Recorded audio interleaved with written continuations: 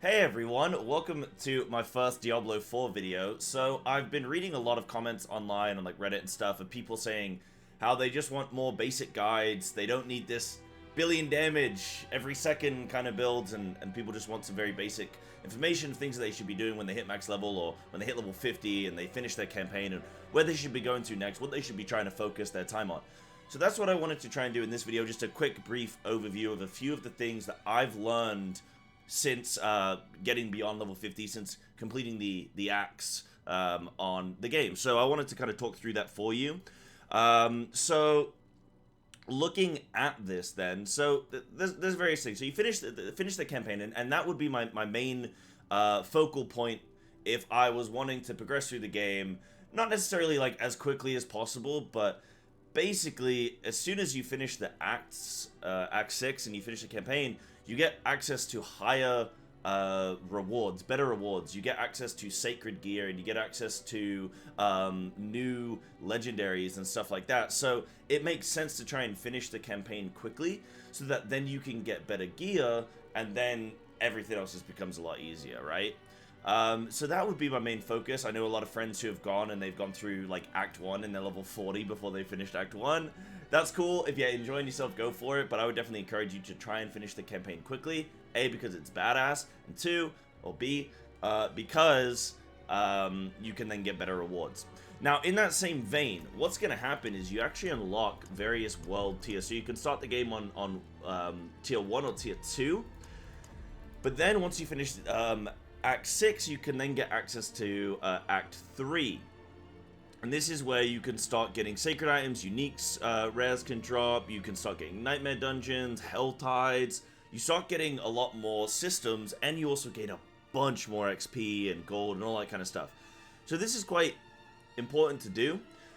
You then eventually get to a point where you can unlock the final tier, which is tier 4 currently. It apparently has been data mined that there is going to be a tier 5. And this is where you then get access to even higher level content and even more difficult content. But again, you get a massive XP increase, and you get even better legendary rewards with the addition of, well, ancestrals will work on all items, but then you also can get new uniques as well. So that's really important to do. So the way in which you actually do that is that there is something on your map which should appear. I can't find it right now for myself, which is kind of annoying. But there'll be a capstone dungeon, and it's basically, maybe it will appear now. No, yes, here it is. So it's a capstone dungeon. It looks like this on the map. It'll be like a yellow gate, and this is the next step for me. Like, my next campaign step is to do this, and this will then unlock the, final tier of things. So whenever you see these capstone dungeons, you can do those, and it will progress you further and allow you to unlock the next tier. Like I say, the current last tier is 4 right now. But you should definitely be trying to do those capstone dungeons. That's what you should be aiming to do to progress yourself, to get access to bigger and better things. Another thing that I would really focus on as an initial point is doing these renowns. So if you go onto your map and you press you press M, bring up your map, and then you press W, it'll bring up this screen, and it shows you your renowns with the various regions. And these are really important to do. You can see I've not even finished all of these yet, but I know that they're very important to do because of the research that I've done, and also my friends who've done them and gone, oh, this is insane. The reason they're so good is you get potion capacity increases. You also get skill points, so that will just make your skills stronger. And you also can get Paragon points. And Paragon points are really important. Like, skill and Paragons are both really, really important. And to finish on that, you can see how you can do these things with these waypoint. Discovering waypoints gives you some. Doing side dungeons gives you some. Gives you some renown, that kind of stuff. Strongholds are really, really good. They give you 100 every time. You can't see because my camera's blocking it, but it's there. So those are really important to do as well.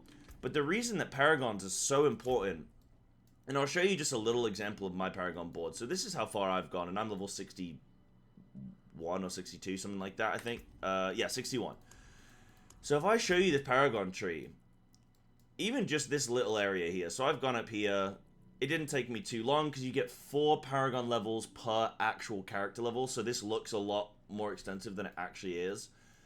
But as soon as I get up here, which didn't take me too long, I immediately get 7.5% damage to crowd controlled enemies, 7.5% damage to crowd control enemies, 10% crit strike damage to crowd control enemies, 10% crit strike damage to crowd controlled enemies, 7.5% damage to crowd controlled enemies, and then on top of that, another 15% damage to crowd controlled enemies, and 15% crit strike damage to crowd controlled enemies, right? So just getting this little pocket here has increased my damage by like what, 40% or something like that, right? Plus the crit strike damage, right? And that's just from getting this little node here. From changing nothing in my gear, I'm just gaining like 40% increased damage to everything. And then I get this, right? Which I'm 1 point away. I'm actually 1 Paragon point away from this, so I need to go do my renowns. Your Earth skills deal 30% increased damage to enemies afflicted by crowd control. So I can gain another 30% damage increase, right? So a lot of these builds that you're probably playing your character going, why doesn't my build do too much damage? Is it because I'm not playing a meta build? Not necessarily. You probably just need a bunch of levels. You just need Paragons, right? You just need to progress your character there with skill points and Paragon levels and stuff like that. So those are really important to do.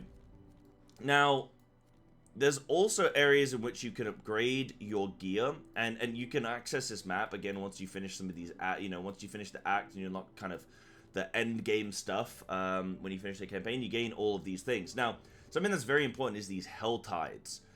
They appear and they last for about an hour, and when you go into them, basically every single mob has drops these little cinders, and you pick up the cinders, and then you can go and find these chests all around the map in that specific zone where the helltide is currently active, so in this area, right?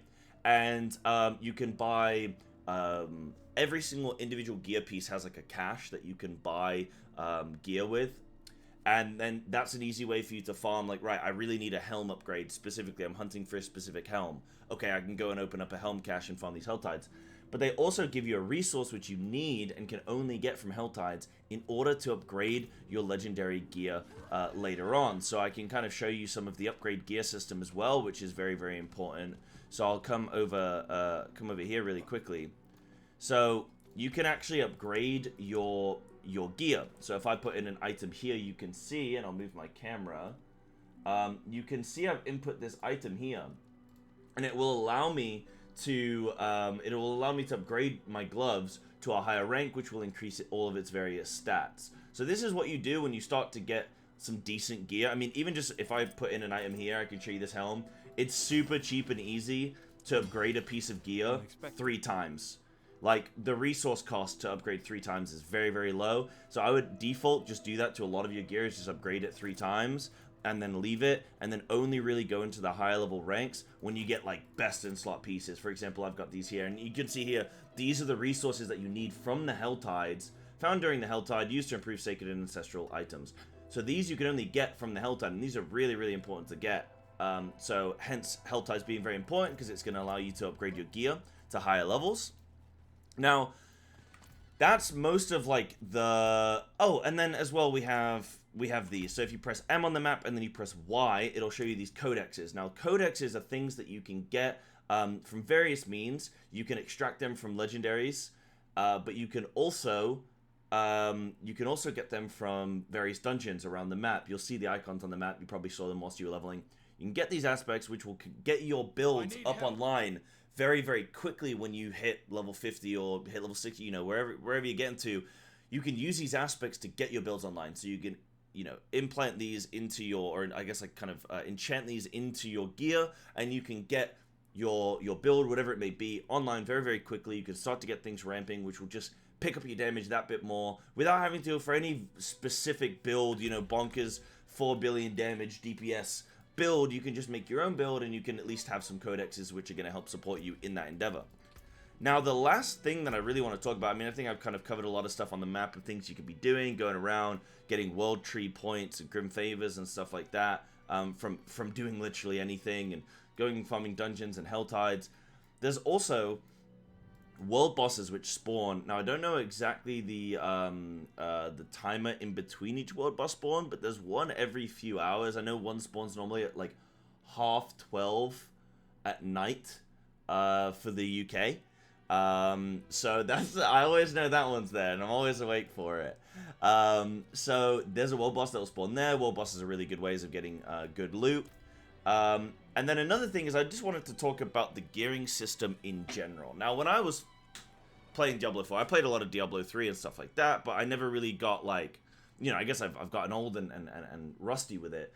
But a big thing with Diablo 4 is it's all about gear. It's all about small benefits that overall have a massive effect. So I was going through builds and I was looking at items, I was looking at a piece of gear and I was going, oh, I don't think this is very good. It's only, you know, like a bit of, you know, like 30% increased damage to blah, blah, blah, blah. And I was like, I don't know if this is that, like, good compared to other things. And is it really worth, like, having to disenchant my legendary and extract it and then put it on a different piece of gear? And is it really worth all the resource costs and all that kind of stuff?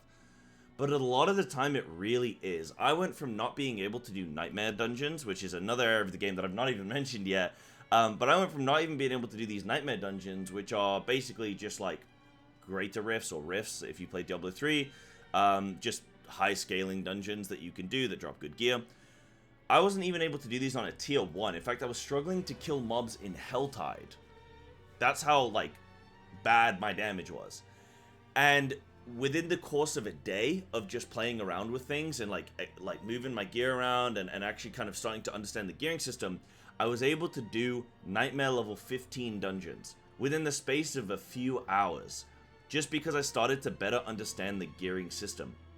So, you know, when you're looking at a piece of gear, like right now, if I look at my weapon, right, I've got 56% damage to healthy enemies. So that's anything above 80%. So my first hit is gonna bop, right? Which is really important with Werebear, actually. And then on top of that, I have an 80% overpowered damage with Werebear skills, which is a really high roll you know, when you look at it, it's a really high roll. Which is going to increase my, well, which one was I looking at? My weapon, yeah. My overpowered damage is going to affect my pulverize, which is where all of my damage comes from. So that's going to be really important. That does an extra 80% damage. And then on top of that, I'm going to stun them with pulverize. So then I do an extra 40% damage to stunned enemies. And then on top of that, I do another 80% overpowered damage. So I'm doing 160% overpowered damage on top of what my base scaling is. So the damage, and the base scaling is 50% like overpower damage increase, right? From my willpower, I believe. So, oh well, I guess, you know, my base scaling is from my skills here, from my pulverize over here. But it's a massive, massive damage increase or damage multiplier on top of this base level. So it's really impactful to start to understand gearing systems. And I mean, I could do a whole video on this separately, but really start to understand, like, what is going to be good about a piece of gear, and stop, like, I was focusing way too much on, is this a good legendary power? And that's not the right way to go about it, because you can just extract legendaries and you can make anything a legendary. So pay attention to your yellow items that drop, pay attention to them and look at the stats. You know, is it giving me ranks of pulverize? Oh, that's really good. Is it giving me crit damage or crit strike or cooldown reduction? Or, well, I mean, cooldown reduction is not something that I need in this build, but for you know, for other builds you will. But is it increased damage to healthy mobs or crowd controlled mobs? I can constantly crowd control mobs, so any damage that increases when something's crowd controlled is really important for me. So once you start to understand the gearing system, that's when your builds will really come online, and you can feel deflated, like, I'm not doing any damage, my build isn't any good. But if you just play it out and you just get a bit of gear behind you, then you can really make a lot of these builds pop and come online. So that's it for this video. Hopefully that was really helpful in just kind of understanding some of the basic things that you want to be trying to do in Diablo 4 once you complete the campaign. Hopefully it was more, it was a bit of a show me, or a tell me, don't show me, but hopefully this was really helpful. If you want to check out more of this content, I'm going to be streaming Diablo and stuff all the time on my channel. Get the links down below. I'm on Twitch streaming. I'm also going to start YouTube and Kick streaming simultaneously on Sundays, so look out for those. But mainly, every day I'm live on Twitch, so come check me out. Link in the description. Thank you very much for watching, and I'll see you in the next one.